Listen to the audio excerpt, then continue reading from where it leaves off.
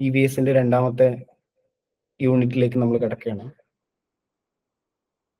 Ecosystem എന്ന് പറയുന്ന second chapter block 1 രണ്ടാമത്തെ യൂണിറ്റിലേക്കാണ് നമ്മൾ ഇന്ന് കിടക്കുന്നത്. ഒന്നാമത്തെ യൂണിറ്റിനകത്ത് എന്താണ് പരിസ്ഥിതി, എന്താണ് എൻവയോൺമെന്റ് എന്നുള്ളതിനെ കുറിച്ചും അതുപോലെ തന്നെ അതിന്റെ ഇമ്പോർട്ടൻസും എൻവയോൺമെന്റുമായി ബന്ധപ്പെട്ട ചില പ്രധാനപ്പെട്ട ഘടകങ്ങളും മറ്റു കാര്യങ്ങളൊക്കെ നമ്മൾ ഡിസ്കസ് ചെയ്തു. ഇനി നമ്മൾ നേരെ അതിനകത്തുള്ള ഓരോ പാർട്ടിലേക്ക് കുറച്ചും കൂടെ ഇൻഡെപ്ത് ആയിട്ട് പോകാൻ പോവാണ്.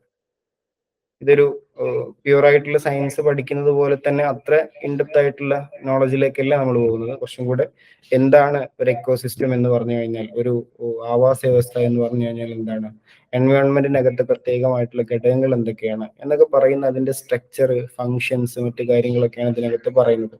അപ്പം ഈ ചാപ്റ്ററിനകത്ത് മെയിൻ ആയിട്ട് വരുന്നത് ഒന്ന് എന്താണ് എക്കോസിസ്റ്റം എന്നുള്ളതിന്റെ ഡെഫിനിഷനാണ്, അതിന്റെ components of ecosystem, then tropic levels. Tropic levels എന്ന് പറയുന്നത് നമ്മൾ പഴയ ക്ലാസ്സിൽ, ചെറിയ ക്ലാസ്സിലേക്ക് പഠിച്ചിട്ടുള്ള ഈ ഭക്ഷ്യ ശൃംഖല പോലെയുള്ള കാര്യങ്ങളെ കുറിച്ചൊക്കെയാണ്. നമ്മൾ ഈ പുല്ല്, പുൽച്ചെടി, തവള എന്നൊക്കെ പറഞ്ഞിട്ട് ചെറിയ ക്ലാസ് മുതൽ പഠിച്ചു വരുന്ന ഒരു കാര്യം തന്നെയാണ്. അത് ഏതൊക്കെ രൂപത്തിലാണ് എന്നുള്ളത്.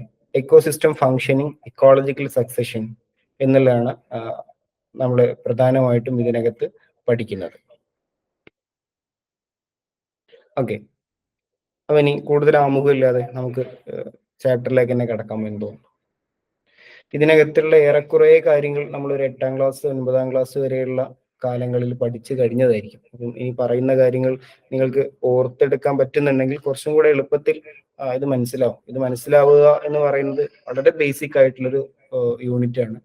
അപ്പം ജസ്റ്റ് നമ്മൾ നേരത്തെ പഠിച്ച കാര്യങ്ങളെ ഒന്ന് ഓർത്തെടുക്കുക എന്നുള്ളത് മാത്രമായിരിക്കും ഇവിടെ നമുക്ക് ആവശ്യം ഉണ്ടാവും. നമ്മൾ എന്താണ് എക്കോസിസ്റ്റം എന്ന് പറയുന്നതിന്റെ ഡെഫിനിഷനിലേക്കാണ് പോകുന്നത്. എക്കോസിസ്റ്റത്തിന് ഒരുപാട് ഡെഫിനിഷനുകൾ ഉണ്ടാവാറുണ്ട്. എക്കോസിസ്റ്റം എന്ന് പറഞ്ഞാൽ സിമ്പിൾ ആയിട്ട് നമുക്ക് വേഗം മനസ്സിലാക്കാൻ ആവാസ വ്യവസ്ഥ എന്ന് വേണമെങ്കിൽ പറയാം. എക്കോസിസ്റ്റം ഈക്വൽ ടു ആവാസ വ്യവസ്ഥ എന്നാണ് മലയാളത്തിൽ നമ്മൾ അതിന് പറയാം. ആവാസ വ്യവസ്ഥ എന്ന് പറയുന്ന സമയത്ത് നമുക്ക് വസിക്കാനുള്ള, താമസിക്കാനുള്ള ഒരു ഇടം, അത് അനിമൽസ് ആവാം, പ്ലാന്റ്സ് ആവാം, മറ്റു ഓർഗാനിസംസ് ആവാം, എല്ലാറ്റിനും താമസിക്കാനുള്ള, അത് നിലനിൽക്കുന്ന ഒരു സ്പേസ്, ആ സ്പേസിനെയാണ് നമ്മൾ എക്കോസിസ്റ്റം എന്ന് പറയുന്നത്. വളരെ സിമ്പിൾ ആയിട്ട് വേണമെങ്കിൽ നിങ്ങൾ ഒരു കുളം അല്ലെങ്കിൽ ഒരു പുഴ, ഇതൊക്കെ ഒരു എക്കോസിസ്റ്റം ആയിട്ട് നമുക്ക് കണക്കാക്കാൻ പറ്റും. നിങ്ങൾക്ക് എക്കോസിസ്റ്റം എന്ന് പറയുന്ന സമയത്ത് അതിന്റെ ബാക്കി കാര്യങ്ങളൊക്കെ പറയുമ്പോൾ നിങ്ങൾക്ക് ഓർമ്മയിൽ എന്താണ് എക്കോസിസ്റ്റം എന്നുള്ള കോൺസെപ്റ്റ് ഇല്ലെങ്കിൽ ഈ കാര്യങ്ങളൊക്കെ പറയുന്നത് വെറുതെ. എന്നാൽ എക്കോസിസ്റ്റം എന്താണ് എന്നുള്ള വളരെ മിനിമം ഒരു നോളജ് ഉണ്ടെങ്കിൽ ഇനി ഇവിടുന്ന് അങ്ങോട്ട് പറയുന്ന കാര്യങ്ങളൊക്കെ അതിനെ കണക്ട് ചെയ്തുകൊണ്ട് നമുക്ക് കുറച്ചുകൂടി സിമ്പിൾ ആയിട്ട് മനസ്സിലാക്കാൻ പറ്റും. അപ്പം എക്കോസിസ്റ്റം എന്ന് പറയുന്ന ഒരു ജിയോഗ്രഫിക് ഏരിയയാണ്, ഒരു സ്പേസ് ആണ് ശരിക്കും. ഇപ്പം ഞാൻ ജീവിക്കുന്ന സ്ഥലം, എന്റെ ഫ്ലാറ്റ്, എന്റെ വീട് എന്ന് പറയുന്നത് എൻ്റെ ഒരു എക്കോസിസ്റ്റം ആണ്. അതുപോലെ തന്നെ ഒരു ജീവിയെ എടുത്തു കഴിഞ്ഞാൽ ആ ജീവി താമസിക്കുന്ന, വസിക്കുന്ന ഇടം, അതിനെയാണല്ലോ നമ്മൾ ആവാസ വ്യവസ്ഥ എന്ന് പറയുന്നത്. ഇതിനകത്ത് പറയുന്ന ഡെഫിനിഷൻ നോക്കിയാൽ ecosystem is a geographic area where plants, animals and other organisms as well as weather and landscape work together to form a bubble of life. ഇതിനകത്ത് ഏറ്റവും നല്ല ഒരു ജീവിതം സാധ്യമാക്കാൻ വേണ്ടിയിട്ടുള്ള കാലാവസ്ഥയും അതിന്റെ ലാൻഡ്സ്കേപ്പും ഭൂമിശാസ്ത്രപരമായിട്ടുള്ള കാര്യങ്ങളും ഒക്കെയുള്ള ഒരു ജിയോഗ്രഫിക് ഏരിയ. അവിടെ അനിമൽസ് ഉണ്ടാവാം, പ്ലാന്റ്സ് ഉണ്ടാവാം, അതുപോലെ തന്നെയുള്ള മറ്റു ഓർഗാനിസംസ് ഉണ്ടാവാം. ഇതൊക്കെ നിലകൊള്ളുന്ന ഒരു ജിയോഗ്രഫിക്കൽ ഏരിയയാണ് നമ്മൾ എക്കോസിസ്റ്റം എന്ന് പറയുന്നത്.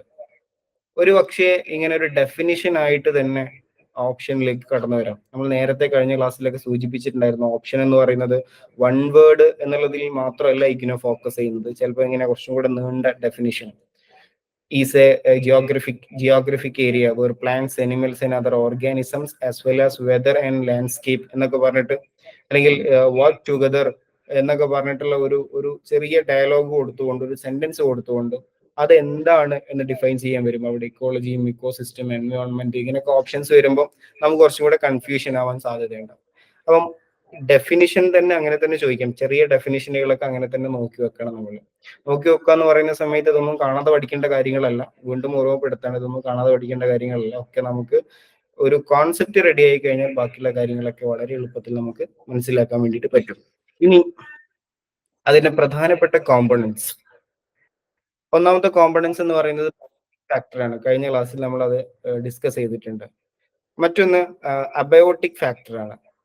പിന്നെ ഇതാണ് ഏറ്റവും പ്രധാനപ്പെട്ട ഇക്കോസിസ്റ്റത്തിന്റെ കോമ്പണൻസ് എന്ന് പറയുന്നത്. ഒരു എക്കോസിസ്റ്റത്തിനകത്ത്, ഒരു ആവാസ വ്യവസ്ഥക്കകത്ത് ബയോട്ടിക് കോമ്പണൻസ് ഉണ്ടാവാം, ബയോട്ടിക് ഫാക്ടേഴ്സ് അല്ലെങ്കിൽ അബയോട്ടിക് ഫാക്ടേഴ്സ് ഉണ്ടാവാം. രണ്ടിന്റെയും പ്രത്യേകത, ബയോ എന്ന് പറയുന്ന സമയത്ത് നമ്മൾ നേരത്തെ തന്നെ പറഞ്ഞിരുന്നു ജീവൻ ഉള്ളത് എന്നുള്ളതിലേക്ക് നമ്മുടെ ആലോചനകൾ പോകണം എന്നുള്ളത്. അപ്പോൾ ബയോട്ടിക് ഫംഗ്ഷൻ എന്ന് പറയുന്ന സമയത്ത് എക്കോസിസ്റ്റത്തിനകത്തുള്ള ജീവനുള്ള ഘടകങ്ങൾ. അപ്പം all living things in ecosystem, all living things in the ecosystem എന്ന് പറഞ്ഞു കഴിഞ്ഞാൽ ജീവനുള്ള എല്ലാ ഘടകങ്ങളെയും നമുക്ക് എന്ത് പറയാം, ബയോട്ടിക് ഫാക്ടേഴ്സ് എന്ന് പറയാം. ഒരു എക്കോസിസ്റ്റത്തിനകത്ത് ജീവനുള്ള ഘടകം എന്ന് പറഞ്ഞാൽ എന്തായിരിക്കും? അതിനകത്ത് പ്ലാന്റ്സ് ഉണ്ടാവാം, അനിമൽസ് ഉണ്ടാവാം, അതുപോലെ തന്നെ മൈക്രോ ഓർഗാനിസംസ് ഉണ്ടാവാം. വിശദീകരിക്കേണ്ട ആവശ്യമില്ല.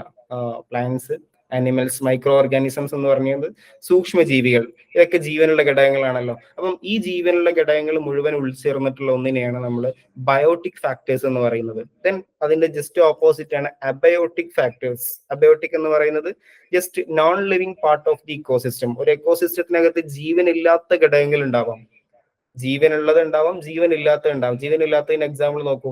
ഇതിനകത്ത് വാട്ടർ, അതുപോലെ തന്നെ air, rocks, minerals, sunlight, temperature, ഇതൊക്കെ നമുക്ക് അറിയുന്നത് തന്നെയാണ്. വെള്ളം, അതുപോലെ തന്നെ വായു, അതുപോലെ റോക്സ്, മിനറൽസ്, സൺലൈറ്റ്, ടെമ്പറേച്ചർ, ഇതൊക്കെ ഒരു എക്കോസിസ്റ്റത്തിനകത്ത് ജീവനില്ലാത്ത ഘടകങ്ങളാണ്. ഇത് രണ്ടും ഒരുപോലെ പ്രധാനമാണ്. ഒരു എക്കോസിസ്റ്റം നിലനിൽക്കണമെങ്കിൽ ജീവനുള്ളത് മാത്രം മതി എന്ന് പറഞ്ഞു കഴിഞ്ഞാൽ പ്ലാന്റ്സ്, അനിമൽസ് ആൻഡ് മൈക്രോ ഓർഗാനിസത്തിന് ഒരിക്കലും ഒറ്റയ്ക്ക് നിലനിൽക്കൽ സാധ്യമല്ല. അപ്പം അബയോട്ടിക് ഫാക്ടർ കൂടെ ഇതിനകത്തേക്ക് ഇൻക്ലൂഡ് ആവണം. നമുക്ക് വെള്ളം വേണം, വായു വേണം, മറ്റ് മിനറൽസ് ഉണ്ടാവണം, സൺലൈറ്റ് ഉണ്ടാവണം, ടെമ്പറേച്ചർ ഉണ്ടാവണം, അതുപോലെ തന്നെ മണ്ണും മറ്റു കാര്യങ്ങളൊക്കെ ഉണ്ടാവണം. ഇതൊക്കെ ഉണ്ടാകുന്ന സമയത്ത് മാത്രമാണ് ഒരു എക്കോസിസ്റ്റം അതിന്റെ ഏറ്റവും പ്രധാനമായിട്ട് ഉള്ള ഒരു ഫംഗ്ഷനിലേക്ക് അതിന് മുന്നോട്ട് പോകാൻ പറ്റുന്നത്. അപ്പം അതൊരു ജിയോഗ്രഫിക് ഏരിയ ആണ്. ആ ഏരിയക്കകത്ത് അനിമൽസും ഓർഗാനിസംസും പ്ലാന്റ്സും അടക്കമുള്ള ഒരുപാട് കാര്യങ്ങളുണ്ട്. അതിന്റെ പ്രധാനപ്പെട്ട കോമ്പണൻസ് എന്ന് പറയുന്നത് ബയോട്ടിക് ഫാക്ടർ ആണ്. ഒന്ന് ഫാക്ടർ എന്ന് പറയുന്നത് ജീവനുള്ള ഘടകങ്ങളാണ്. All living things in the ecosystem. ഇതിനകത്ത് ഓപ്ഷൻ ഒരു ക്വസ്റ്റ്യൻ ആയിട്ടൊക്കെ അങ്ങനെ ചോദിക്കും, all living things in the ecosystem. അതിനകത്ത് ബയോട്ടിക് ഫാക്ടർ, അബയോട്ടിക് ഫാക്ടർ എന്നൊക്കെ പറഞ്ഞിട്ട് കുറെ എക്സാമ്പിൾ, ഒരു ചോയ്സ് വരാം. അപ്പൊ അതിനകത്ത് ബയോട്ടിക് ഫാക്ടേഴ്സ് എന്ന് പറയുന്ന സമയത്ത് നമുക്ക് എന്ത് മനസ്സിലാക്കണം? ലിവിങ് തിങ്സ്, അതായത് ജീവനുള്ളത്. ദെൻ അബയോട്ടിക് ഫാക്ടേഴ്സ് എന്ന് പറയുമ്പോൾ നോൺ ലിവിങ് പാർട്ട് അല്ലെങ്കിൽ non living things, all non living parts of the ecosystem എന്നുള്ളതാണ് ഇതിനകത്ത് കൊടുത്തിരിക്കുന്നത്. Water, air, rocks, mineral, sunlight and temperature. അതിന്റെ ഒരു ബേസിക് ക്യാരക്ടർ തന്നെ നോക്കിക്കഴിഞ്ഞാൽ നമുക്കത് മനസ്സിലാവുന്നത് ജീവനില്ലാത്ത ഘടകങ്ങളാണ് എന്നുള്ളത്. ഇനി ബയോട്ടിക് ഫാക്ടേഴ്സ് ഒരു ഭാഗത്തുണ്ട്, അബയോട്ടിക് ഫാക്ടേഴ്സ് ഒരു ഭാഗത്തുണ്ട്. ഇപ്പൊ നമ്മൾ എക്കോസിസ്റ്റം എന്ന് ആലോചിക്കുന്ന സമയത്ത് ഒരു കുളമാണ് നമ്മൾ ആലോചിക്കുന്നതെങ്കിൽ അതിനകത്ത് ജീവനുള്ള കുറെ ജീവജാലങ്ങളുണ്ട്. പ്ലാന്റ്സ് ഉണ്ട്, അനിമൽസ് ഉണ്ട്, മൈക്രോ ഓർഗാനിസംസ് മറ്റൊക്കെ ഉണ്ട്. അതുപോലെ തന്നെ വാട്ടർ ഉണ്ട്, എയർ ഉണ്ട്, നേരത്തെ പറഞ്ഞിട്ടുള്ള സൺലൈറ്റും ടെമ്പറേച്ചറും അടക്കമുള്ള മറ്റു ഘടകങ്ങളുണ്ട്.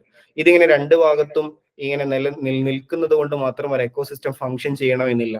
ഇത് രണ്ടും കൂടെ ഇന്റർ കണക്റ്റഡ് ആയിട്ട് പ്രവർത്തിക്കണം. Biotic and abiotic factors are interconnected എന്ന് പറയുന്നുണ്ട്. Biotic and abiotic factors are Inter connected.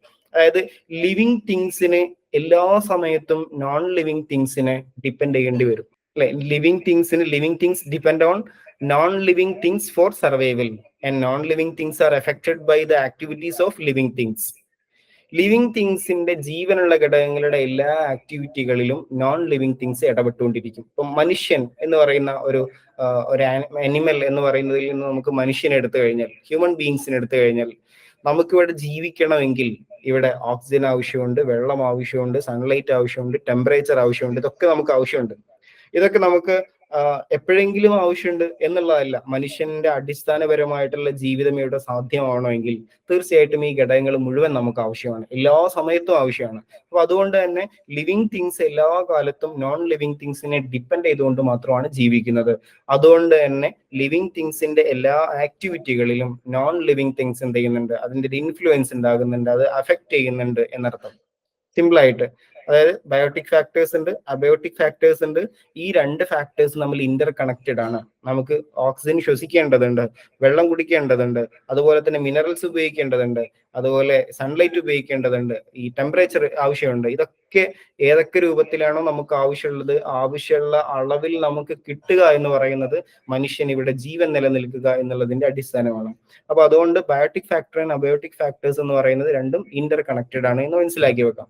ഇനി എക്കോസിസ്റ്റം എന്ന് പറയുന്നത് നമ്മളിപ്പം നമ്മളിപ്പോ ഒരു ഉദാഹരണം പറഞ്ഞിട്ട് ഒരു ചെറിയ പോണ്ട്, ഒരു കുളമാണ് നമ്മൾ എടുത്തിട്ടുള്ളത്. പക്ഷെ അത് വലിയ എക്കോസിസ്റ്റം ഉണ്ടാവാം. ഇപ്പം ഓഷ്യൻ എന്ന് പറയുന്നത്, സമുദ്രം എന്ന് പറയുന്നത് ഒരു എക്കോസിസ്റ്റം ആണ്. Ecosystem can be very large or very small. അതായത് എക്കോസിസ്റ്റം പല ടൈപ്പിൽ ഉണ്ടാവാം. അപ്പൊ ഓഷ്യൻ എന്ന് പറയുന്നത്, ഓഷ്യനും സീയും തമ്മിലുള്ള വ്യത്യാസം ഒരുപാട് സീ ചേർന്നുകൊണ്ടാണ്, കടലുകൾ ചേർന്നുകൊണ്ടാണ് സമുദ്രങ്ങൾ ഉണ്ടാകുന്നത്. അപ്പം ലോകത്തിൽ പ്രധാനപ്പെട്ട 4 സമുദ്രങ്ങൾ നമുക്കറിയാം, മഹാസമുദ്രങ്ങൾ നമുക്കറിയാം. ഇന്ത്യൻ ഓഷ്യൻ ഉണ്ട്, പസഫിക് ഓഷ്യൻ ഉണ്ട്, അറ്റ്ലാന്റിക് ഓഷ്യൻ ഉണ്ട്, അതുപോലെ തന്നെ ആർട്ടിക് ഓഷ്യൻ ഉണ്ട്. ഇങ്ങനെ തുടങ്ങിയിട്ട് ലോകത്തിലെ മഹാസമുദ്രങ്ങളെ കുറിച്ച് നമുക്കറിയാം. അതുപോലെ ഇങ്ങനെയുള്ള വലിയ എക്കോസിസ്റ്റംസ് ലോകത്ത് നിലവിലുണ്ട്. ഇതൊക്കെ ഓരോ എക്കോസിസ്റ്റമാണ്. പസഫിക് ഓഷ്യൻ, ശാന്തസമുദ്രം എന്നൊക്കെ പറയുന്നത് ഒരു എക്കോസിസ്റ്റമാണ്. ഇന്ത്യൻ ഓഷ്യൻ എന്ന് പറയുന്ന ഒരു എക്കോസിസ്റ്റമാണ്. വലിയ സമുദ്രങ്ങൾ എന്ന് പറയുന്നത് ഒരു എക്കോസിസ്റ്റമാണ്. അപ്പൊ എക്കോസിസ്റ്റം വലുതും ഉണ്ടാവും, ഏറ്റവും ചെറുതും ഉണ്ടാവും. അപ്പൊ ഒരു ചെറിയ ഒരു കുളം ഉണ്ട് നമ്മുടെ നാട്ടിൽ, നമ്മുടെ വീടിനടുത്ത്. ആ കുളം എന്ന് പറയുന്നതും എന്താണ്? ഒരു എക്കോസിസ്റ്റമാണ്.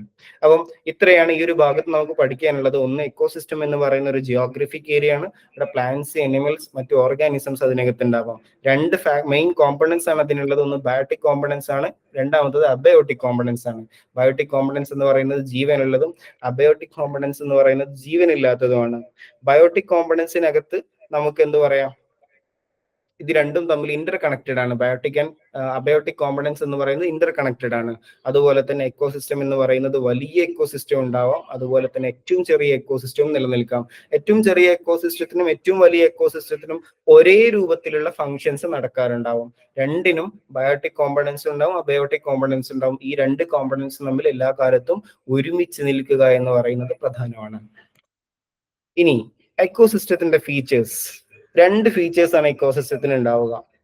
ഒന്ന് സ്ട്രക്ചറൽ ഫീച്ചേഴ്സ് ആണ്, അതുപോലെ തന്നെ ഫങ്ഷണൽ ഫീച്ചേഴ്സ് ആണ് മറ്റൊന്ന്. സ്ട്രക്ചറൽ ഫീച്ചേഴ്സ് അത് എല്ലാ കാര്യത്തിനും ഉണ്ടാവും. ഇപ്പം ഒരു സ്കൂൾ എന്ന് പറയുന്ന സമയത്ത് അതിനൊരു സ്ട്രക്ചറൽ ഫീച്ചേഴ്സ് എന്ന് പറയുന്നത് എന്താണ്? ആ സ്കൂളിലെ കെട്ടിടങ്ങൾ, അതിനകത്തെ ക്ലാസ് റൂമുകൾ, ബെഞ്ച്, ഡെസ്ക് പോലെയുള്ള കാര്യങ്ങൾ, ഓരോന്നിന്റെയും അറേഞ്ച്മെന്റ്സ്, ഈ ഇൻഫ്രാസ്ട്രക്ചേഴ്സും മറ്റൊക്കെ കൂടിയിട്ടാണ് നമ്മൾ സ്ട്രക്ചറൽ ഫീച്ചേഴ്സ് എന്ന് പറയുന്നത്. ഘടനാപരമായിട്ടുള്ള അതിന്റെ പ്രത്യേകതകൾ. ദെൻ ഫങ്ഷനിങ് ഫീച്ചേഴ്സ് എന്ന് പറയുന്നത് എന്താണ്? അതിന്റെ പ്രവർത്തനപരമായിട്ടുള്ള പ്രത്യേകതകൾ. എന്തൊക്കെ അത് 10ാം ക്ലാസ് വരെയുള്ള കോഴ്സ് കൊടുക്കുന്നു, അല്ലെങ്കിൽ +2 വരെയുള്ള ഹയർ സെക്കൻഡറി കോഴ്സ് കൊടുക്കുന്നു, ഡിഗ്രി കോഴ്സ് കൊടുക്കുന്നു. ഇങ്ങനെ എന്തൊക്കെയാണ് അതിന്റെ പ്രവർത്തനപരമായിട്ടുള്ള പ്രത്യേകതകൾ ഉള്ളത്? അതിനെയാണ് നമ്മൾ എന്ത് പറയുന്നത്? ഫങ്ഷണൽ ഫീച്ചേഴ്സ് എന്ന് പറയുന്നത്. അപ്പോൾ ഒരു എക്കോസിസ്റ്റം എടുത്തു കഴിഞ്ഞാലും സ്വാഭാവികമായിട്ടും അതിന് സ്ട്രക്ചറൽ ഫീച്ചേഴ്സ് ഉണ്ടാവാം, ഫങ്ഷണൽ ഫീച്ചേഴ്സ് ഉണ്ടാവാം. എന്താണ് സ്ട്രക്ചറൽ ഫീച്ചേഴ്സ് എന്ന് പറയുന്നത്? The structural aspects of the ecosystem refers to all the elements that make up an ecosystem, the individuals and communities of plants and animals, the non-living factors present in the ecosystem. Animals, plants and animals, and the എന്നാണ് അവിടെ ഉള്ളത്, the non-living factors present in the ecosystem എന്നുള്ളതാണ്. അപ്പം നേരത്തെ നമ്മൾ പറഞ്ഞത് തന്നെയാണ്, the structural aspects of ecosystem refers to all the elements that make up an ecosystem. ഒരു എക്കോസിസ്റ്റം നിർമ്മിക്കുന്ന ഘടകങ്ങൾ, ആ ഘടകങ്ങളെയാണ് നമ്മൾ എന്ത് പറയുന്നത്? എക്കോസിസ്റ്റത്തിന്റെ ഈ സ്ട്രക്ചറൽ ഫീച്ചേഴ്സ് എന്ന് പറയുന്നത്. അപ്പം എക്കോസിസ്റ്റത്തിന്റെ സ്ട്രക്ചറൽ ഫീച്ചേഴ്സിനകത്ത് പ്ലാന്റ്സ്, അനിമൽസ് പോലെയുള്ള ലിവിങ് തിങ്സ് ഉണ്ടാവാം. അതുപോലെ തന്നെ നമ്മൾ നേരത്തെ പറഞ്ഞ പോലെ മറ്റു നോൺ ലിവിങ് ഫാക്ടേഴ്സും ഇതിനകത്ത് പ്രസന്റ് ആണ്. അപ്പം സ്ട്രക്ചറൽ കോമ്പണൻസ് എന്ന് പറയുന്നതിൽ ബയോട്ടിക് കോമ്പണൻസ് ഉണ്ടാവാം, അബയോട്ടിക് കോമ്പണൻസ് ഉണ്ടാവാം. സ്ട്രക്ചറൽ കോമ്പണൻസിനകത്ത് ഒരു എക്കോസിസ്റ്റത്തിനകത്ത് ഫീച്ചേഴ്സ് ആണ് നമ്മൾ പറയുന്നത്. അതിൽ സ്ട്രക്ചറൽ ഫീച്ചേഴ്സ് പറയുന്നു. സ്ട്രക്ചറൽ ഫീച്ചേഴ്സിനകത്ത് തന്നെ മറ്റൊരു ഡിവിഷൻ പറയുന്നത് biotic components and abiotic components എന്നുള്ളതാണ്. ഇത് രണ്ടും നിങ്ങൾ കാണുന്നുണ്ടാവും. അപ്പം ബയോട്ടിക് കോമ്പണൻസ് എന്താണ്, അബയോട്ടിക് കോമ്പണൻസ് എന്താണ്? അപ്പം നേരത്തെ തന്നെ നമുക്കൊരു ധാരണയുണ്ട്, ബയോ എന്ന് പറയുന്നത് ജീവനുള്ളതിനെ പ്രതിനിധീകരിക്കുന്നതാണ്. ദെൻ നോൺ ബയോ എന്ന് പറയുന്നത് എന്താണ്? ജീവൻ ഇല്ലാത്തതിനെ പ്രതിനിധീകരിക്കുന്നതാണ്. അപ്പം ഇവിടെ നമ്മൾ ബയോട്ടിക് കോമ്പണൻസിനകത്തെ 3 കാര്യങ്ങളാണ്, അബയോട്ടിക് കോമ്പണൻസിനകത്ത് 3 കാര്യങ്ങളാണ് ഇവിടെ പറയുന്നത്. ഒന്നാമത്തെ ഇനോർഗാനിക് കോമ്പണൻസ്, മറ്റൊന്ന് organic components, then climate regimes. അതായത് ഇതിനകത്ത് പറയുന്ന കാര്യങ്ങൾ 3 കാര്യങ്ങളാണ് പ്രത്യേകിച്ചും. ക്ലൈമാറ്റിക് ഫാക്ടേഴ്സും അതുപോലെ തന്നെ ഓർഗാനിക് ആൻഡ് ഇനോർഗാനിക് കോമ്പണൻസും ആണ് അബയോട്ടിക് കോമ്പണൻസിനകത്ത് ഉൾക്കൊള്ളുന്നത്. നമുക്ക് ഇതിന്റെ ഒരു ഡിവിഷൻ ശരിക്കും മനസ്സിലാക്കണം. വലിയ ഇതിലേക്ക് പോകണ്ട. എക്കോസിസ്റ്റം ഫീച്ചേഴ്സ് എന്ന് പറഞ്ഞു കഴിഞ്ഞാൽ structural features and functional features, അതാണ് ഒന്നാമത്തെ ഡിവിഷൻ. ഇനി സ്ട്രക്ചറൽ ഫീച്ചേഴ്സിനെ തന്നെ നമ്മൾ വീണ്ടും എന്ത് ചെയ്യണം? അബയോട്ടിക് കോമ്പണൻസ്, ബയോട്ടിക് കോമ്പണൻസ് എന്ന് പറഞ്ഞുകൊണ്ട് വീണ്ടും ഡിവൈഡ് ചെയ്യാണ്. അപ്പൊ അതിൽ അബയോട്ടിക് കോമ്പണൻസിനകത്ത് നമ്മൾ 3 കാറ്റഗറി ആക്കുന്നു. ഒന്ന് ഇനോർഗാനിക്, ഓർഗാനിക്, ദെൻ ക്ലൈമാറ്റിക്. ഇങ്ങനെ 3 ഫാക്ടേഴ്സ് ആണ് അബയോട്ടിക് കോമ്പണൻസിന് ഉണ്ടാവുക. ഇത് 3നും ജീവനില്ലാത്തതായിരിക്കും അല്ലെ. അപ്പൊ നമുക്ക് വേഗത്തിൽ എന്ത് ചെയ്യാൻ പറ്റും, അതിനെ കണക്ട് ചെയ്യാൻ പറ്റും. ദെൻ ബയോട്ടിക് കോമ്പണൻസ് എന്ന് പറയുന്ന എക്കോസിസ്റ്റത്തിന്റെ ഫീച്ചേഴ്സിനകത്ത് ജീവനുള്ള ഘടകങ്ങൾ ഏതൊക്കെയാണ് എന്നുള്ളത് കൂടെയാണ് നമുക്ക് ഇതിനകത്ത് നോക്കാനുണ്ടാവുക. അപ്പം ഇനോർഗാനിക് കോമ്പണൻസിനകത്ത് നമ്മൾ പറയുന്നത് കാർബൺ, നൈട്രജൻ, കാർബൺ ഡൈ ഓക്സൈഡ് എന്നുള്ളതൊക്കെയാണ്, വാട്ടർ, ഇതൊക്കെയാണ് നമ്മൾ എന്ത് ചെയ്യുന്നത് ഇനോർഗാനിക് കോമ്പണൻസിനകത്ത് കൊണ്ടുവരുന്നത്. ദെൻ ഓർഗാനിക് കോമ്പണൻസ് എന്ന് പറയുന്ന സമയത്ത് പ്രോട്ടീൻസ്, കാർബോഹൈഡ്രേറ്റ്സ്, ലിപ്പിഡ്സ്, അതായത് abiotic to biotic components which link the abiotic to biotic components. അബയോട്ടിക്കിനെ ബയോട്ടിക് കോമ്പണൻസുമായിട്ട് ലിങ്ക് ചെയ്യിപ്പിക്കുന്ന കാര്യങ്ങളാണ് ഓർഗാനിക് കോമ്പണൻസ് എന്ന് പറയുന്നത്.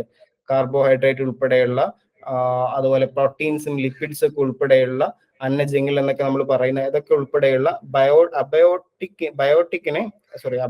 ടു ബയോട്ടിക് കോമ്പണൻസ്, അബയോട്ടിക്കിനെ ബയോട്ടിക് കോമ്പണൻസുമായിട്ട് ലിങ്ക് ചെയ്യിപ്പിക്കുന്ന ഘടകങ്ങൾ, അതിനെയാണ് നമ്മൾ എന്ത് പറയുന്നത് ഓർഗാനിക് കോമ്പണൻസ് എന്ന് പറയുന്നത്. അപ്പം വേണമെങ്കിൽ ഒരു ക്വസ്റ്റ്യൻ അവിടെ സാധ്യമാണെന്ത്, which link the abiotic to biotic components, അത് ഉത്തരമായിട്ട് ഓർഗാനിക് കോമ്പണൻസ് എന്ന് പറയണം, ആൻ ഓർഗാനിക് കോമ്പണൻസ്. അതുപോലെ തന്നെ ഇനോർഗാനിക് കോമ്പണൻസ് എന്ന് പറഞ്ഞാൽ അതിന്റെ ഉദാഹരണങ്ങളായിട്ട് കാർബൺ, നൈട്രജൻ, കാർബൺ ഡൈ ഓക്സൈഡ് ഒക്കെ നമുക്ക് അതിനകത്ത് കൊടുക്കാൻ പറ്റും. ദെൻ ക്ലൈമറ്റിക് ഫാക്ടേഴ്സ് എന്ന് പറയുന്നത് എന്താണ്, ടെമ്പറേച്ചർ, മോയ്സ്ചർ, ലൈറ്റ്, ടോപ്പോഗ്രഫി, ഇതൊക്കെ നമ്മൾ നേരത്തെ പറഞ്ഞാണ് ഈ ക്ലൈമറ്റുമായി ബന്ധപ്പെട്ട കാര്യങ്ങൾ. അപ്പം ഇതിനൊക്കെയുള്ള പ്രത്യേകത എന്താണ്, ഇതൊക്കെ അബയോട്ടിക് ആണ്. നമ്മൾ നേരത്തെ ഫാക്ടേഴ്സ് പഠിച്ച സമയത്ത് ബയോട്ടിക് ആൻഡ് അബയോട്ടിക് ഫാക്ടർ പറഞ്ഞല്ലേ, അപ്പൊ ഇതൊക്കെ അബയോട്ടിക് ആണ്. എന്താണ് ഇതിന്റെ പ്രത്യേകത, ഇതൊക്കെ ജീവനില്ലാത്ത ഘടകങ്ങളാണ്. ഇത് എല്ലാം കൂടെയാണ് ഒരു എക്കോസിസ്റ്റത്തിന്റെ സ്ട്രക്ചറിനെ നിർമ്മിക്കുന്ന അബയോട്ടിക് ഫാക്ടേഴ്സ്. ഇനി എക്കോസിസ്റ്റത്തിന്റെ സ്ട്രക്ചറിനെ നിർമ്മിക്കുന്ന ബയോട്ടിക് കോമ്പണൻസ് എന്തൊക്കെയാണ് എന്നുള്ളത് നോക്കിക്കഴിഞ്ഞാൽ, ഒന്ന് അതിനകത്ത് പ്രൊഡ്യൂസേഴ്സ് ഉണ്ട്, രണ്ടാമത്തെ കൺസ്യൂമേഴ്സ് ഉണ്ട്, ദെൻ ഡീകമ്പോസേഴ്സ് ഉണ്ട്. പ്രൊഡ്യൂസർ, കൺസ്യൂമർ, ഡീകമ്പോസേഴ്സ് എവിടെയോ കേട്ട പരിചയം ഉണ്ടാവും അല്ലെ. ചെറിയ 8ാം ക്ലാസ്സിലൊക്കെ നമ്മളത് പഠിച്ചിട്ടുണ്ട്. ഉപഭോക്താക്കൾ, അല്ലെങ്കിൽ ഉൽപാദകർ, ഉപഭോക്താക്കൾ എന്നൊക്കെ, വിഘാടകർ എന്നൊക്കെ പറഞ്ഞിട്ട് നമ്മൾ ചെറിയ ക്ലാസ്സുകളിൽ പഠിച്ചത് ഓർമ്മയുണ്ടാവും. അപ്പം ബയോട്ടിക് കോമ്പണൻസ് എന്ന് പറയുന്ന ഒരു എക്കോസിസ്റ്റത്തിനകത്ത് പ്രൊഡ്യൂസേഴ്സ്, ഉൽപാദകർ എന്ന് പറയുന്ന ഒരു വിഭാഗമുണ്ട്. അതെപ്പോഴും പ്ലാന്റ്സ് ആയിരിക്കും. കാരണം എന്താണ്, ക്ലോറോഫിൽ കണ്ടന്റ് ഉൾക്കൊണ്ടുകൊണ്ട് ഫോട്ടോസിന്തസിസിലൂടെ ഭക്ഷണം നിർമ്മിക്കുന്ന, സ്വന്തമായ ഭക്ഷണം നിർമ്മിക്കാൻ കഴിവുള്ളവയാണ് പ്ലാന്റ്സ് എന്ന് പറയുന്നത്. പ്ലാന്റ്സിന് മാത്രമാണ് കഴിവുള്ളത്, ഗ്രീൻ പ്ലാന്റ്സ്. അപ്പം അതാണ് പ്രൊഡ്യൂസേഴ്സ്. കൺസ്യൂമേഴ്സിൽ പ്രൈമറി കൺസ്യൂമേഴ്സ് വരുന്നുണ്ട്, സെക്കൻഡറി കൺസ്യൂമേഴ്സ് വരുന്നുണ്ട്, ടെർഷ്യറി കൺസ്യൂമേഴ്സ് വരുന്നുണ്ട്. നമുക്ക് ഓരോന്നും പഠിക്കാം എന്ന് ഞാൻ പറഞ്ഞാൽ നേരത്തെ തന്നെ നമ്മൾ പഠിച്ചതാണ്. പ്രാഥമിക ഉപഭോക്താക്കളും ദ്വിതീയ ഉപഭോക്താക്കളും തൃതീയ ഉപഭോക്താക്കളും എന്നൊക്കെ പറഞ്ഞുകൊണ്ട് വളരെ ചെറിയ ക്ലാസ് മുതൽ നമ്മൾ പഠിച്ചു വരുന്നതാണ്. ദെൻ ഡികമ്പോസേഴ്സ് എന്ന് പറയുന്നത് സാപ്രോഫൈറ്റ്സ് അല്ലെങ്കിൽ ബാക്ടീരിയ എന്നൊക്കെ നമ്മൾ പറയുന്ന വിഘാടകരാണ്. ഡെഡ് ഓർഗാനിസത്തെ മണ്ണിലേക്ക് വിഘടിപ്പിച്ചുകൊണ്ട് വീണ്ടും അതിന്റെ ഒരു സൈക്ലിക് പ്രോസസ്സിനകത്ത് ഇടപെടുന്ന ഏറ്റവും പ്രധാനപ്പെട്ട ഒരു വിഭാഗമാണ് ഡീകമ്പോസസ്. അപ്പം ഇത്രയാണ് നമ്മൾ ഒരു എക്കോസിസ്റ്റത്തിന്റെ സ്ട്രക്ചറൽ ഫീച്ചേഴ്സ് പറയുന്നത്. ഒന്നുകൂടെ പറയാം, എക്കോസിസ്റ്റം നിർമ്മിക്കുന്ന എലമെന്റ്സുകളാണ് സ്ട്രക്ചറൽ ഫീച്ചേഴ്സ് എന്ന് പറയുന്നത്, സ്ട്രക്ചറുകൾ എന്ന് പറയുന്നത്. അപ്പം ഇതിനകത്ത് 2 കോമ്പണൻസ് ആണ് നമുക്കുള്ളത്, biotic components and abiotic components. അതൊരു വളരെ കോമൺ ആയിട്ടുള്ള ഡിവിഷൻ ആണ്. സ്ട്രക്ചറൽ ഫീച്ചേഴ്സ് പറയുന്ന സമയത്ത് അതിനകത്ത് abiotic components, then biotic components എന്ന് പറയുന്ന വളരെ സിമ്പിൾ ആയിട്ടുള്ള ഡിവിഷൻ ആണ്.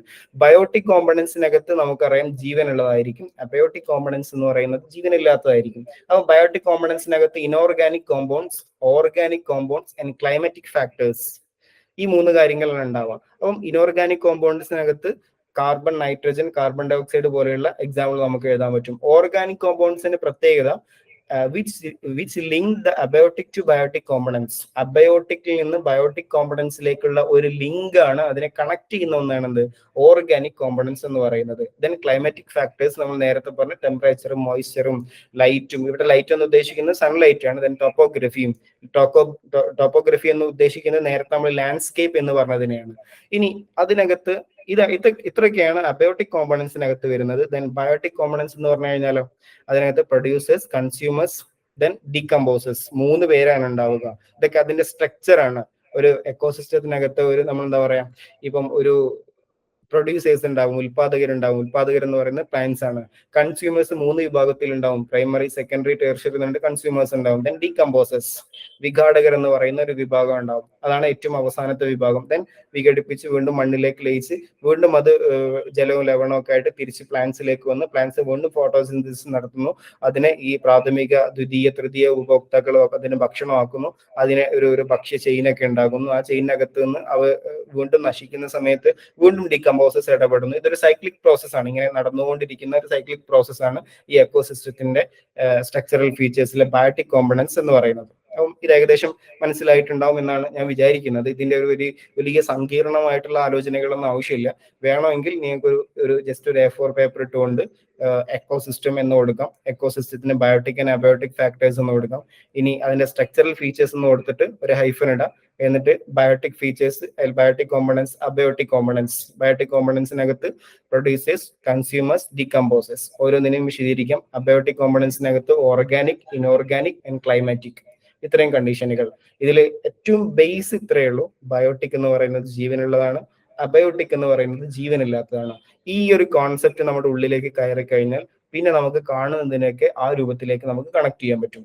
പിന്നെ ഇതിൽ വരാൻ സാധ്യതയുള്ള മറ്റൊരു ക്വസ്റ്റ്യൻ ഞാൻ പറഞ്ഞത് which link the abiotic to biotic components എന്ന് പറഞ്ഞിട്ടൊരു സെന്റൻസ് വന്നു കഴിഞ്ഞാൽ അത് ഓർഗാനിക് കോമ്പണൻസ് ആണ് എന്ന് നമ്മൾ മനസ്സിലാക്കണം. ഇനോർഗാനിക് കോമ്പൗണ്ട്സും അതുപോലെ തന്നെ ഇനോർഗാനിക് കോമ്പൗണ്ട്സിലേക്കൊക്കെ ഇൻഡെപ്ത് ആയിട്ട് പോവാതിരിക്കുന്നത് എല്ലാവരും സയൻസ് പഠിച്ചു വന്ന വിദ്യാർത്ഥികളാവണമെന്നില്ല. അവർക്ക് കൂടുതൽ കൺഫ്യൂഷൻ ഉണ്ടാവാതിരിക്കാൻ കൂടെയാണ് അതിനകത്തേക്ക് കൂടുതലായിട്ട് പ്രവേശിക്കാത്തത്. ദെൻ രണ്ടാമത്തെ feature ecosystem features. Second features എന്ന് പറയുന്നത് ഫങ്ഷണൽ ഫീച്ചേഴ്സ് ആണ്. ഇപ്പൊ നമ്മൾ സ്ട്രക്ചറൽ ഫീച്ചേഴ്സ് പറഞ്ഞു. Then functional features. എന്തൊക്കെ പ്രവർത്തനങ്ങളാണ് ഒരു എക്കോസിസ്റ്റം ചെയ്തുകൊണ്ടിരിക്കുന്നത്? Functional aspects refers to the all process and interactions performed by the organisms in an ecosystem and include. അതിനകത്ത് എന്തൊക്കെയാണ് എന്നുള്ളത് നമുക്ക് നോക്കാം. എന്തൊക്കെ ഫങ്ഷനുകളാണ് എക്കോസിസ്റ്റം ചെയ്യുന്നത്? നമുക്ക് അതിന്റെ ഒരു സ്ട്രക്ചർ നമുക്ക് മനസ്സിലായി. ഇതൊക്കെയാണ് അതിന്റെ സ്ട്രക്ചർ. അതിന് ബയോട്ടിക് കോമ്പണൻസ് ഉണ്ടാവും, അബയോട്ടിക് കോമ്പണൻസ് ഉണ്ടാവും. അതുപോലെ തന്നെ ബയോട്ടിക്കിനകത്ത് പ്രൊഡ്യൂസേഴ്സ് ഉണ്ടാവും, കൺസ്യൂമേഴ്സ് ഉണ്ടാവും, അതുപോലെ തന്നെ ഡികമ്പോസേഴ്സ് ഉണ്ടാവും. അബയോട്ടിക്കിനകത്ത് ഓർഗാനിക് കോമ്പണൻസ് ഉണ്ടാവും, ഇനോർഗാനിക് കോമ്പണൻസ് ഉണ്ടാവും, ക്ലൈമാറ്റിക് ഫാക്ടേഴ്സ് ഉണ്ടാവും. ഇതൊക്കെയാണ് സ്ട്രക്ചർ. ഇനി ഈ സ്ട്രക്ചർ എല്ലാം കൂടെ ഉപയോഗിച്ചുകൊണ്ട് എന്ത് ഫംഗ്ഷൻ ആണ് ഒരു എക്കോസിസ്റ്റം ചെയ്യുന്നത്? ആ ഫംഗ്ഷൻസ് ആണ് നിങ്ങൾക്ക് ഇവിടെ കാണാൻ പറ്റുന്നത്. ഒന്ന് എനർജി സൈക്കിൾ. ഈ ഇതിനകത്ത് ഊർജ ചക്രം എന്ന് പറയുന്ന ഇപ്പൊ നൈട്രജൻ, അതുപോലെ തന്നെ കാർബൺ ഡൈ ഓക്സൈഡ്, ഇങ്ങനെ കുറെ ഊർജ ചക്രങ്ങൾ, ജലചക്രങ്ങളെ കുറിച്ച് നമുക്കറിയാം, വാട്ടർ സൈക്കിളിനെ കുറിച്ച് നമുക്കറിയാം. ഇങ്ങനെ ഒരുപാട് ഊർജ ചക്രങ്ങൾ ഇതിനകത്ത് എനർജി നമുക്ക് നിർമ്മിക്കാൻ സാധ്യമാകുന്ന ഒന്നല്ലല്ലോ, നശിപ്പിക്കാൻ സാധ്യമല്ലല്ലോ. അതിങ്ങനെ എന്താണ് ഒരു ഫോമിൽ നിന്ന് മറ്റൊരു ഫോമിലേക്ക് പോവുകയാണ് എന്നുള്ളത് നിരന്തരമായിട്ട് നെയ്തർ ഓർ നോർ എന്നൊക്കെ പറഞ്ഞിട്ട് നമ്മൾ പഠിച്ചിട്ടുണ്ടാവും. Neither create or nor destroyed എന്നൊക്കെ പറഞ്ഞിട്ട് ഒരു ട്രാൻസ്ഫോം ചെയ്യുക മാത്രമാണ് എനർജിയുടെ ഫംഗ്ഷൻ എന്നുള്ളതൊക്കെ ചെറിയ ക്ലാസ്സിൽ നമ്മൾ പഠിച്ചിട്ടുണ്ടാവും. അപ്പം ഒരു എനർജി സൈക്കിൾ എന്ന് പറയുന്നത് വളരെ അത്യാവശ്യമുള്ള, ഈ ഭൂമി നിലനിൽക്കാൻ ഏറ്റവും പ്രധാനപ്പെട്ട ഒന്നാണ് എന്ത്? Energy cycle. എനർജി ഇങ്ങനെ കൈമാറ്റം ചെയ്തുകൊണ്ട് ഇങ്ങനെ വരണം. പലതിൽ നിന്ന് ഇപ്പൊ സൂര്യനിൽ നിന്ന് നമുക്ക് എനർജി കിട്ടുന്നു, ഇങ്ങനെ പ്ലാന്റ്സിന് എനർജി കിട്ടുന്നു, പ്ലാന്റ്സിൽ നിന്ന് അതിനെ ഭക്ഷിക്കുന്ന ആളുകൾക്ക് എനർജി കിട്ടുന്നു. ആ ഭക്ഷ്യ ശൃംഖലയിലെ ഓരോ ആളുകൾക്കും ഈ എനർജി ഇങ്ങനെ കൈമാറി പോകുന്നുണ്ട്. അതുപോലെ തന്നെ ചില എനർജികൾ മറ്റു എനർജികളായിട്ട് കൺവേർട്ട് ചെയ്യുന്നുണ്ട്. ഇതൊക്കെ ഈ പ്ലാനറ്റിനകത്ത് കൃത്യമായിട്ട് നടന്നെങ്കിൽ മാത്രമാണ് നമ്മൾ വിചാരിക്കുന്ന രൂപത്തിൽ വളരെ കൃത്യമായിട്ടുള്ള ഒരു ആശയമായിട്ട് നമുക്ക് അതിനെ കൊണ്ടുവരാൻ പറ്റുള്ളൂ. ഒരു ഭൂമി എന്ന് പറയുന്ന ആശയത്തിലേക്ക് കൊണ്ടുവരാൻ പറ്റുള്ളൂ. ദെൻ ഫുഡ് ചെയിൻസ് എന്ന് പറയുന്നത് ഭക്ഷ്യ ശൃംഖലയാണ്. അതിന്റെ പ്രൈമറി ആയിട്ട് ഉള്ള പ്രൊഡ്യൂസേഴ്സ് ഉണ്ടാകും. അവരാണ് ഭക്ഷണം നിർമ്മിക്കുന്ന ആളുകൾ. പ്ലാന്റ്സ് എന്ന് പറയുന്നത്, പ്ലാന്റ്സിന് എന്ത് ചെയ്യുന്നുണ്ട്? ചെറിയ ചെറിയ ജീവജാലങ്ങൾ ഭക്ഷണം കഴിക്കും. നമ്മൾ ഈ ഗ്രാസ് ഹോപ്പർ എന്നൊക്കെ പറയുന്ന പുൽച്ചാടി പോലെയുള്ള ഭക്ഷണങ്ങൾ. അതിന് നമ്മൾ ഫ്രോഗ് എന്ന് പറയുന്ന തവളയെ പോലെയുള്ള ഇവിടെ അങ്ങോട്ട് പിന്നെ ഒരു നെറ്റ്വർക്കാണ്. നമ്മൾ ടെക്സ്റ്റ് ബുക്കിലൊക്കെ ഇങ്ങനെ കുറെ ആരോ മാർക്ക് ഇട്ടിട്ട് ഇങ്ങനെ കുറെ സംഭവങ്ങൾ കണ്ടിട്ടുണ്ടാവില്ല. ഈ തവളയെ തിന്നുന്ന പക്ഷികൾ, അതുപോലെ തന്നെ അതിനെ ഭക്ഷണമാക്കുന്ന, ഇങ്ങനെ പോയിട്ട് ഹെർബിവോറസും കാർണിവോറസും ഒമ്നിവോറസും എന്നൊക്കെ പറഞ്ഞിട്ട് നമ്മൾ ഒരുപാട് ഇതിനകത്ത് പഠിച്ചിട്ടുണ്ട്. ഇതിനകത്തും നമുക്ക് എന്ത് ചെയ്യാം? അതിനെ ജസ്റ്റ് എന്തൊക്കെയാണ് എന്നുള്ളത് ജസ്റ്റ് ഒന്ന് ഇങ്ങനെ പറഞ്ഞു പോകും. അപ്പം ഇങ്ങനെയുള്ള ഫുഡ് ചെയിൻ ഉണ്ടാവും. ഫുഡ് ചെയിൻ എന്ന് പറയുന്നത് ഒന്നിനെ മറ്റൊന്ന് ഭക്ഷണമാക്കുന്നു. അങ്ങനെയാണല്ലോ ഈ ലോകം നിലനിൽക്കുക. ആരും ആരെയും ഭക്ഷിക്കാൻ പാടില്ല എന്ന് പറഞ്ഞു കഴിഞ്ഞാൽ ഈ ലോകം അതിഭീകരമായിട്ടുള്ള ഒരു ലോകമായിട്ട് മാറും. അപ്പം കൃത്യമായിട്ടുള്ള ബാലൻസിങ് ആയിട്ട് ഈ എക്കോസിസ്റ്റം നിലനിൽക്കണമെങ്കിൽ എന്ത് ചെയ്യണം? ഫുഡ് ചെയിൻ കൃത്യമായിരിക്കണം. ഏതെങ്കിലും ഒന്ന് വംശനാശം സംഭവിച്ചു കഴിഞ്ഞാൽ അത് ഭക്ഷിക്കുന്ന നേരത്തെയുള്ള അതിന്റെ ഭക്ഷണം ഇങ്ങനെ പെരുകിക്കൊണ്ടിരിക്കും. അപ്പുറത്തുള്ള അതിനെ ഭക്ഷണമാക്കുന്നതിന് ഭക്ഷണം കിട്ടാതിരിക്കാനും സാധ്യതയുണ്ട്. അപ്പം ഇതൊക്കെ വളരെ ബാലൻസ് ആയിട്ട് എന്ത് ചെയ്യണം, ഇതിനകത്ത് മുന്നോട്ട് പോകേണ്ട ഒന്നാണ്.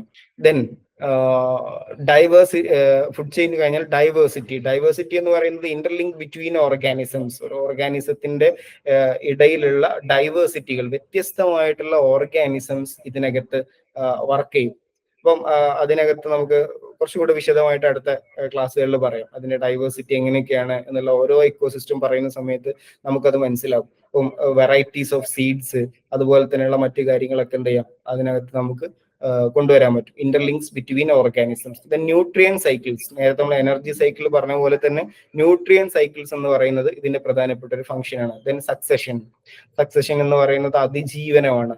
ഇങ്ങനെ ഉണ്ടായി വന്ന് വീണ്ടും ഇങ്ങനെ അതൊരു പ്രോസസ് ആയിട്ട് മാറുന്നത്. ഈ ടെക്സ്റ്റിന്റെ ലാസ്റ്റ് നമുക്ക് അതിന്റെ ഒരു പിക്ചറൽ റെപ്രസെന്റേഷൻ ഒക്കെ ഉണ്ട്. അപ്പൊ അത് കാണുന്ന സമയത്ത് എന്താണ് ഇക്കോളജിക്കൽ സക്സഷൻ എന്ന് വളരെ കൃത്യമായിട്ട് നമുക്ക് മനസ്സിലാവും. അപ്പൊ ഇത്രയാണ് ഇതിന്റെ ഒരു ഫംഗ്ഷൻ എന്നുള്ളത്. ജസ്റ്റ് എന്ത് ചെയ്യാം, നമ്മളൊന്ന് മനസ്സിലാക്കിയിട്ട് വെക്കാം. ഇവിടെ നിങ്ങളൊരു പിക്ചർ കാണുന്നുണ്ടാവും. ഏറ്റവും മുകളിൽ ഒരു എർത്തിന്റെ ടോട്ടൽ ബയോസ്ഫിയർ, അവിടെ ടെക്സ്റ്റിലായിട്ട് നിങ്ങൾ കാണുന്നുണ്ടോ എന്നറിയില്ല. ബയോസ്ഫിയർ എന്നുള്ളതാണ് ഉണ്ടാവുക. Then biome, then ecosystem, then community, then population, individual. നിങ്ങൾ നോക്കൂ, ബയോസ്ഫിയർ എന്ന് പറയുന്നതാണ് ഏറ്റവും പ്രധാനപ്പെട്ട ഒരു എക്കോസിസ്റ്റം. ബയോസ്ഫിയർ ആണ് ഏറ്റവും പ്രധാനപ്പെട്ട എക്കോസിസ്റ്റം. അതായത് ഈ പ്ലാനറ്റ് മുഴുവൻ ഒരു എക്കോസിസ്റ്റമാണ്. നമ്മളൊരു ചെറിയ കുളം എടുത്തുകൊണ്ട് അത് എക്കോസിസ്റ്റം ആണെന്ന് പറഞ്ഞല്ലോ, അതുപോലെ ഈ പ്ലാനറ്റ് മുഴുവൻ എന്താണ്, ഒരു എക്കോസിസ്റ്റമാണ്. ദെൻ ആ പ്ലാനറ്റിനകത്ത് ബയോം എന്ന് പറയുന്നത് അതിനകത്ത് ജീവനുള്ള ഘടകങ്ങളുള്ള ഭാഗങ്ങൾ. അതാണ് ഈ രണ്ടാമത്തെ ലാർജസ്റ്റ് ഇക്കോസിസ്റ്റം എന്ന് പറയുന്നത്. അതിനുശേഷം പിന്നെ നമ്മൾ ഫോറസ്റ്റ് വരുന്നുണ്ടാവും, പർവ്വതങ്ങൾ വരുന്നുണ്ടാവും, കുളങ്ങൾ വരുന്നുണ്ടാവും, നമ്മളിപ്പം പറഞ്ഞ ചെറിയ ചെറിയ എക്കോസിസ്റ്റംസ്. അതിനകത്താണ് കുറെ കമ്മ്യൂണിറ്റികൾ ജീവിക്കുന്നത്. ആനിമൽ കമ്മ്യൂണിറ്റിയും പ്ലാന്റ് കമ്മ്യൂണിറ്റിയും ഒക്കെ ജീവിക്കുന്നത് അതിനകത്താണ്. ആ കമ്മ്യൂണിറ്റിക്കകത്താണ് പോപ്പുലേഷനുകൾ ഉണ്ടാവുക. കുറച്ചിങ്ങനെ കൂട്ടമായിട്ടുള്ള പോപ്പുലേഷനുകൾ ഉണ്ടാവുക. പോപ്പുലേഷനിലേക്ക് എത്തുന്നത് ഇൻഡിവിജ്വലിൽ നിന്നാണ്. അപ്പം ഒരു ഇൻഡിവിജ്വൽ എന്ന് പറയുന്ന ഒരു സിസ്റ്റത്തിനകത്ത് നിന്ന് ബയോസ്ഫിയർ എന്ന് പറയുന്ന ഒരു ലാർജസ്റ്റ് ഇക്കോസിസ്റ്റത്തിലേക്ക് പോകുന്നതിന്റെ ഒരു പിക്ചറൽ റെപ്രസെന്റേഷൻ ആണ് നിങ്ങൾ ഇവിടെ കാണുന്നത്. അതിവിടെ കൊടുത്തിട്ടുണ്ട്. ഒരു ടിനി പാർട്ടിക്കിൾ മുതൽ സ്മോൾ, മീഡിയം, ലാർജ്, ഗെയിൻഡ് എന്നൊക്കെ പറഞ്ഞുകൊണ്ട്, ഈ ഗെയിൻഡ് എന്ന് പറയുന്നതാണ് ബയോസ്ഫിയർ എന്ന് പറയുന്നത്. എൻറ്റയർ എർത്ത്, അതിനെ entire earth can be considered a single giant ecosystem where everything is interconnected. Total ഭൂമി നിങ്ങൾ എടുത്തു നോക്കും, ഒരു എർത്തിന് നിങ്ങൾ എടുത്തു നോക്കും, അതിനകത്തുള്ള സകല ചരാചരങ്ങളും എന്തായിരിക്കും, പരസ്പരം ഇന്റർ കണക്റ്റഡ് ആയിരിക്കും, അല്ലെ? അങ്ങനെ അപ്പോ അതിന് നമുക്ക് എന്താ പറയാം, ആ ബയോസ്ഫിയറിനെ ടോട്ടലി നമുക്കൊരു എക്കോസിസ്റ്റം എന്ന് പറയാം. പിന്നെ ലാർജിലേക്ക് വരുന്ന സമയത്ത് ലാർജ് ലൈക്ക്, മൗണ്ടൈൻ റേഞ്ച്, ഹിമാലയം പർവ്വതം പോലെയുള്ള വലിയ മലനിരകൾ, ലോകത്തിലെ തന്നെ വലിയ വിശാലമായിട്ടുള്ള മലനിരകൾ ഉണ്ടാകും. അതുപോലെ തന്നെ വലിയ തടാകങ്ങൾ ഉണ്ടാകും. ഇപ്പൊ നമ്മള് ആമസോൺ പോലെയുള്ള നദികൾ ഉണ്ടാവാം, ഇങ്ങനെയുള്ള വലിയ തടാകങ്ങൾ ഉണ്ടാകാം. ഇതൊക്കെ എന്താണ്, ഇപ്പോ ഒരു വലിയ എക്കോസിസ്റ്റം, കിലോമീറ്ററുകളോളം നീണ്ടു നിൽക്കുന്ന, ഇപ്പം സഹാറ മരുഭൂമി എന്ന് പറയുന്നത് ഏകദേശം 11ഓളം രാജ്യങ്ങളിൽ നീണ്ടു നിൽക്കുന്ന ഒന്നാണ്. ഹിമാലയ പർവ്വതം എന്ന് പറയുന്നത് ഒരുപാട് സ്റ്റേറ്റുകളിൽ, ഒരുപാട് രാജ്യങ്ങളിൽ ചേർന്ന് നിൽക്കുന്ന ഒന്നാണ്. ഇങ്ങനെ ദീർഘമായിട്ടുള്ള കിലോമീറ്ററുകളോളം വിസ്തൃതിയുള്ള വലിയ എക്കോസിസ്റ്റംസ് ഈ ലോകത്ത് നിലനിൽക്കുന്നുണ്ട്. ലോകം തന്നെ, പ്രപഞ്ചത്തിൽ തന്നെ പ്ലാനറ്റ് എന്ന് പറയുന്ന എൻറ്റയർ എർത്ത് എന്നാണ് can be considered a single ecosystem. അതിനാണ് നമ്മൾ ബയോസ്ഫിയർ എന്ന് പറയുന്നത്. ദെൻ അതിനകത്ത് നമ്മൾ ലാർജ് എക്കോസിസ്റ്റം എന്ന് പറയുന്നത് എന്താണ്, വലിയ മൗണ്ടൈൻസും മറ്റുമൊക്കെ.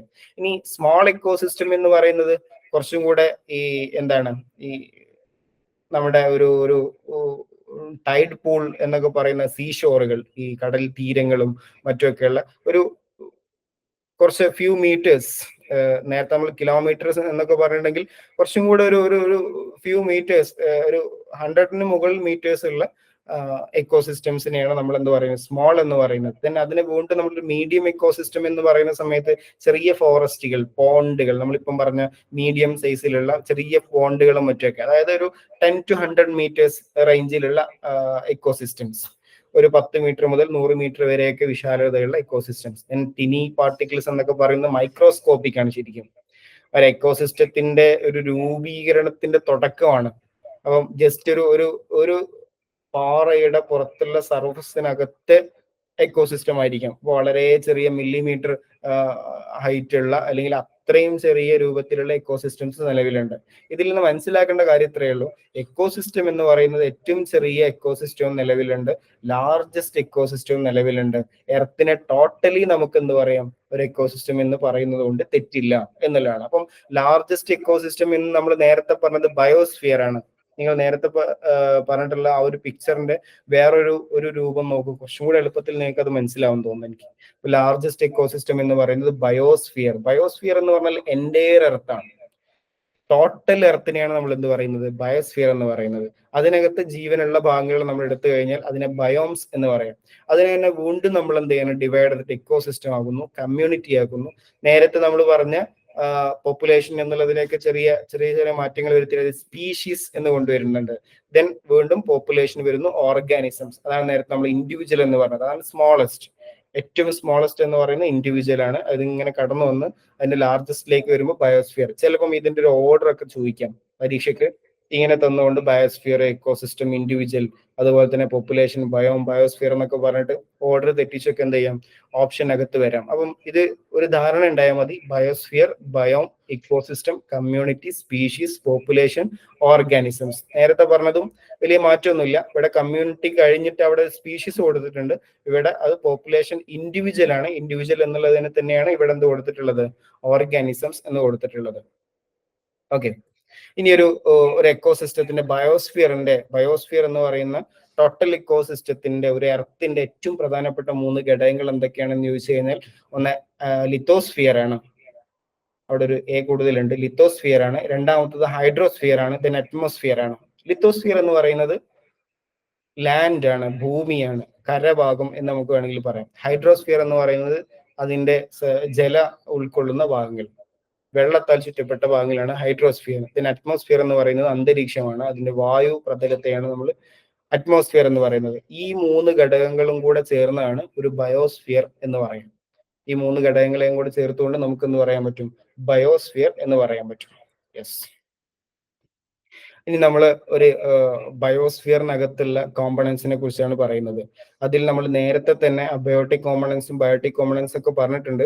അതിൽ നിന്ന് ഒരു മാറ്റവും ഇല്ല. നേരത്തെ പറഞ്ഞ സെയിം സാധനം തന്നെയാണ് ഇവിടെ പറയുന്നത്. Physical or abiotic components are the inorganic and non living part of the ecosystem. ഒരു എക്കോസിസ്റ്റത്തിനകത്ത് ഇനോർഗാനിക് ആയിട്ടുള്ള, നോൺ ലിവിംഗ് ആയിട്ടുള്ള പാർട്ടിനെയാണ് അബയോട്ടിക് അല്ലെങ്കിൽ ഫിസിക്കൽ കോമ്പണൻസ് എന്ന് നമ്മൾ പറയുന്നത്.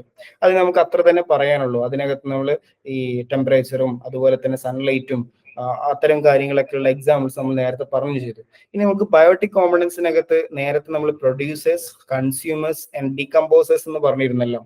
അതിനെ വേണമെങ്കിൽ നമുക്ക് ഒന്നുകൂടെ എന്ത് ചെയ്യാൻ പറ്റും, ഇങ്ങനെ വിശദീകരിക്കാൻ പറ്റുമെന്ന് എനിക്ക് തോന്നുന്നു. ബയോട്ടിക് കോമ്പണൻസിനകത്ത് ഒന്നാമത് നമുക്ക് പറഞ്ഞിട്ടുള്ള പ്രൊഡ്യൂസേഴ്സ് ആണ്. അത് മാത്രമാണ് നമ്മൾ ഇന്ന് ചർച്ച ചെയ്യുന്നത്.